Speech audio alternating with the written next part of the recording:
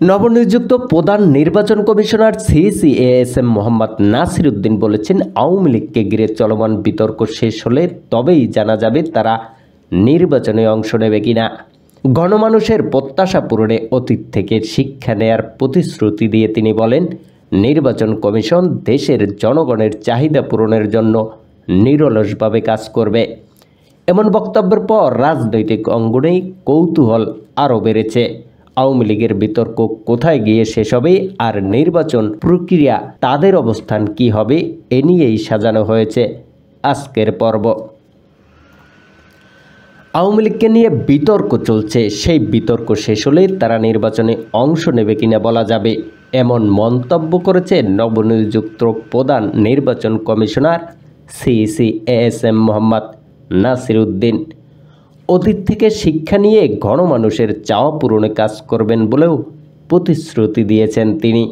রোববার 24 নভেম্বর শপথ নেয়ার পর বিকেলে প্রথমবারের মতো নির্বাচন কমিশন ভবনে আসেন সিইসি ও অন্য 4 কমিশনার।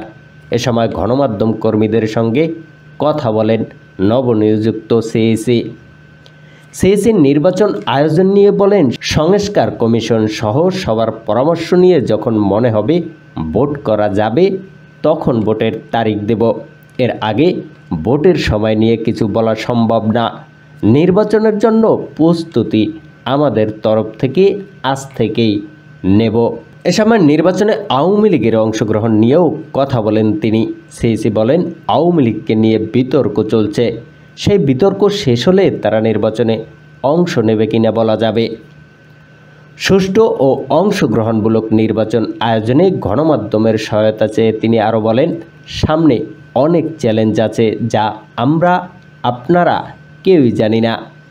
নতুন নতুন চ্যালেঞ্জ আসবে, তবে বড় সমস্যা হলো মানুষ এখন ভোটের নাম শুনলে নাক ছিটকায়।